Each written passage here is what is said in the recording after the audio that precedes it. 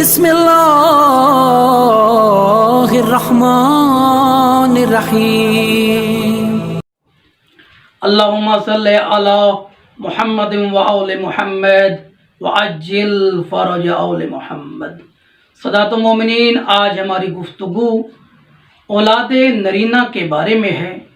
اولاد خدا کی طرف سے ایک ایسی نعمت ہے جس کی حسرت، جس کی خواہش ہر انسان کرتا ہے۔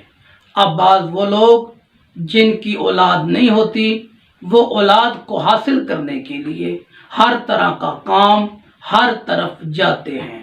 تو ایسے افراد جن کی اولاد نہیں ہے، ان کے لیے ہمارے امام، ہمارے ائمہ علیہ السلام نے بہت سارے اعمال بتائے ہیں، جن اعمال کو انجام دینے کے بعد ذات واجب خداوند متعال بے اولادوں کو اولاد نرینہ عطا کرتے ہیں۔ تو آج میں آپ کے سامنے دو اماموں کے فرامین آپ کے سامنے پیش کرتا ہوں۔ اس ویڈیو کو لائک کریں، ہمارے چینل کو سبسکرائب کریں اور بیل آئیکن ضرور پریس کریں ہماری نیو ویڈیو سب سے پہلے دیکھنے کے لیے۔ امام باقر علیہ السلام کے پاس شخص آتا ہے جس کا نام ہشام ہے۔ امام فرماتے ہیں، ہشام، آج میں آپ کو ایک ایسا عمل بتاتا ہوں جس کو کرنے کے بعد ذات واجب آپ کو اولاد نرینہ عطا فرمائیں گے۔ حضرت ہشام مسکرا کر فرماتے ہیں، میرے ماں باپ آپ پر قربان ہو جائیں مولا، مجھے عمل بتائیں، وہ میں عمل کروں تاکہ ذات واجب مجھے اولاد عطا کرے۔ امام علیہ السلام نے فرمایا، اے ہشام، صبح اور عصر کے بعد 70 مرتبہ سبحان اللہ کی تلاوت کیا کرو۔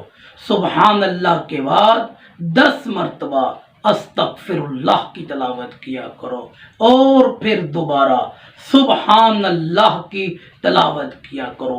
امام نے فرمایا، سبحان اللہ، استغفر اللہ اور پھر سبحان اللہ پڑھنے کے بعد قرآن مجید سورہ نوح کی آیت نمبر 10 سے لے کر آیت نمبر 12 تک کی تلاوت کیا کرو۔ بسم اللہ الرحمن الرحیم، استغفروا ربکم انہ کان غفارا یرسل السماء علیکم مدرارا ویمددکم باموال وبنین ویجعل لکم جنات ویجعل لکم انہار۔ امام علیہ السلام نے فرمایا، ہشام، اگر تم یہ عمل صبح اور عصر کے بعد کرو گے تو ضرور خداوند متعال تمہیں اولاد نرینہ عطا کرے گا۔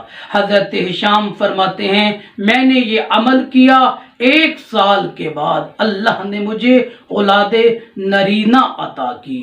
میں دوبارہ واپس مدینے میں امام علیہ السلام کی خدمت میں حاضر ہوا اور امام سے عرض کی، مولا، میں نے آپ کے بتائے ہوئے عمل پہ عمل کیا اور خداوند متعال نے مجھے یہ بیٹا عطا کیا ہے۔ اور دوسرا فرمان امام رضا علیہ السلام فرماتے ہیں، جو شخص بھی جس کی اولاد نہ ہو وہ یہ منت مانے، مالک اللہ مجھے بیٹا عطا کر، جو میرا بیٹا ہوگا میں اس کا نام محمد تقی رکھوں گا۔ امام رضا علیہ السلام فرماتے ہیں، اس منت کی وجہ سے اللہ اس کو ضرور اولاد نرینہ عطا فرمائے گا۔ آخر میں دعا ہے، جتنے بھی سادات و مومنین بے اولاد ہیں، خداوند متعال ان کو اولاد نرینہ عطا فرمائے۔